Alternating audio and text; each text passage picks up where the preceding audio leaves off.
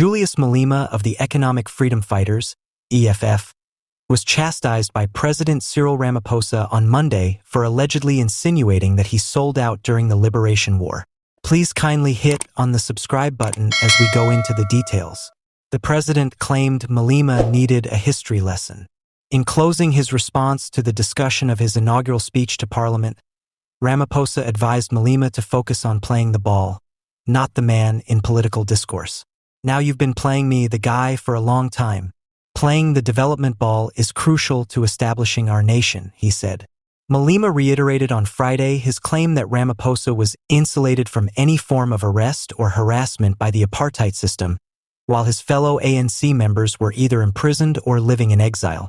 Malema continued by questioning how he rose from being a mineworker to become the founding head of the National Union of Mineworkers, NUM, and how he came to be involved in the discussions that led to the end of apartheid and the establishment of democracy. It now explains why so many concessions and compromises were made, resulting in a scenario where the white minority continued to hold economic power, said Malema. Apartheid could not have lasted even one day without black collaborators like Ramaphosa, according to Jacobzuma, the head of the newly recognized opposition Umkhonto weSizwe (MK) party. Last week, the MK party and the EFF announced that they had formalized their partnership. The two parties have called Ramaphosa's wide coalition government with the Democratic Alliance a regressive agreement since they were kept out of it. Ramaphosa spent 2 years in prison in the 1970s. He advised Malema to study up on the mineworkers movement and talk to those who experienced the 1980s strikes that brought the industry to a complete halt on Monday. I want to talk to a lot of the NUM's members.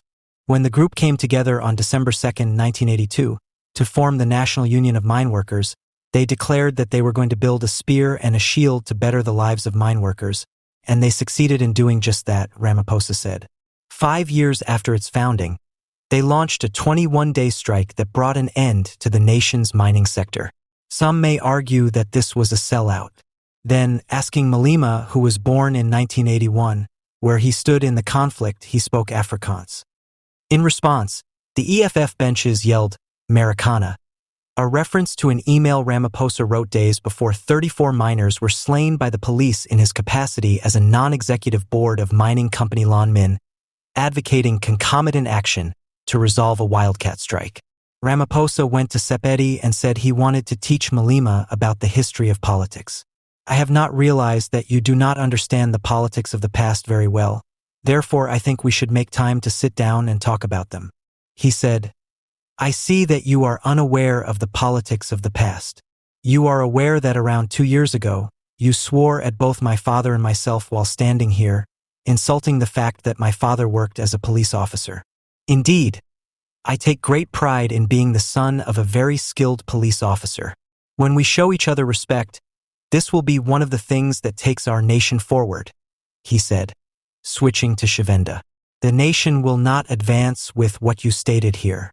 His planned address, which said that the governing coalition's parties understood they needed to work together beyond politics in order to expand the economy, create employment, and fight poverty, did not include his answer to Malema. Our greatest power and bravery will come from the togetherness we are building. The president said, it's time to get South Africa working again. We have to show in both words and deeds that we are living in a time of national unity governance, not just transitory convenience. Ramaphosa revisited the metaphor he used in his address last Thursday, one in which he described a group of weaver birds reconstructing South Africa. Instead of vultures, we need weavers, he said.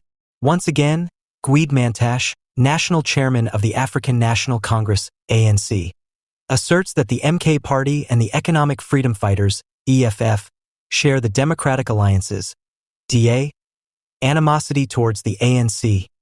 Mantashe was advocating for the DA's participation in the Government of National Unity, GNU, on behalf of the ANC.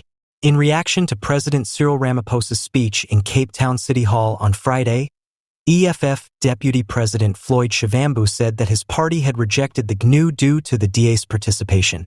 According to him, only forces whose umbilical cords are buried in the same yard should have been invited by Ramaphosa.